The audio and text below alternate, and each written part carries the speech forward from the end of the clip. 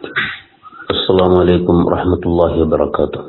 الحمد لله والصلاة والسلام على أشرف رسول الله وعلى آله وأصحابه الفائزين أبي الله أما بعد. قال رسول الله صلى الله عليه وسلم: إذا أراد الله بعبد خيرا فقهه في الدين وألهمه رشده. رواه البزار.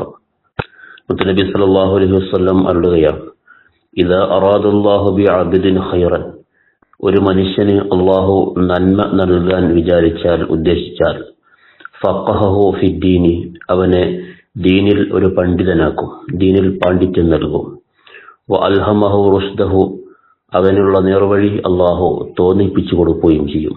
അപ്പോൾ അള്ളാഹു ഒരു മനുഷ്യനെ കൊണ്ട് ഖൈർ ഉദ്ദേശിച്ചാൽ അവനെ ദീനിൽ ഒരു ആലിമാക്കുകയും അവന് സ്വർഗത്തിലേക്കുള്ള നേർവഴി അള്ളാഹു കാണിച്ചു കൊടുക്കുകയും ചെയ്യും. അല്ലാഹുമ്മ ജഅൽനാ മിൻഹും.